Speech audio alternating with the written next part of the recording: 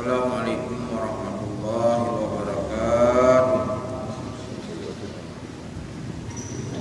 Allahumma zidna ilma wa fahma wa arzuqna bis-salihin.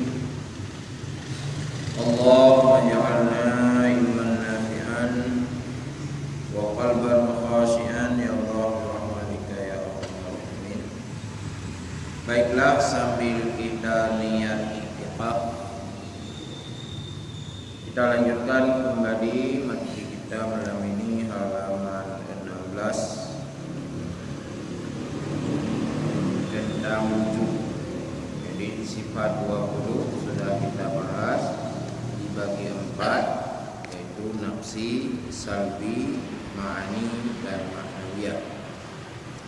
Itu pengelompokan bagikan oleh para ulama agar mudah kita memahami tentang sifat Allah Subhanahu wa taala berdasarkan Imam Abi Hasan Asy'ari. Beda dengan kelompok yang lain nantinya, ya, yang mereka menganggap Tuhan tidak bersifat. Kita dalam i'tiqad Ahli Sunnah wal Jamaah tetap Allah memiliki sifat, itu wujud. Lalu apa makna wujud di dalam pandangan akidah? Wujud kalau secara bahasa ada, tapi dalam akidah tentu harus bisa kita membedakan mana adanya Allah wujud dalam pemahaman Allah dengan wujud pada pemahaman yang lain selain Allah maksudnya. Wahia al-wujud, artinya yang 20 itu dari 20 sifat dibagi 4. Yang pertama adalah sifat 20 wujud. Wujud artinya ada zat. Jadi dia ada zat dengan makna bahwa wujudnya itu bagi zat tiada karena ilat.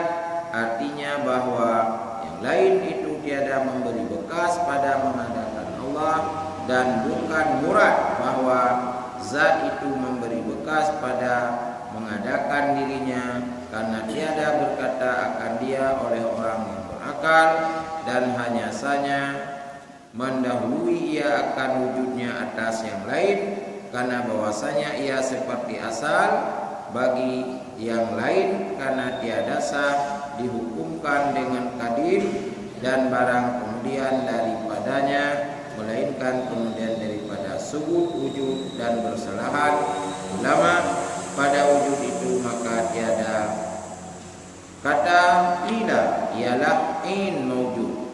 Dan kaul ini adalah bagi Abi Hasan Asy'ari, dan kata ialah yang lain daripada ghair in mawjud. Dan kaul ini bagi Imam Ar-Razi, dan atas kaul ini ta'rif yang masyhur, dan yaitu bahwasanya hal yang wajib bagi zat selama ada zat itu hal keadaannya demikian, hal itu tiada dikarenakan dengan sesuatu.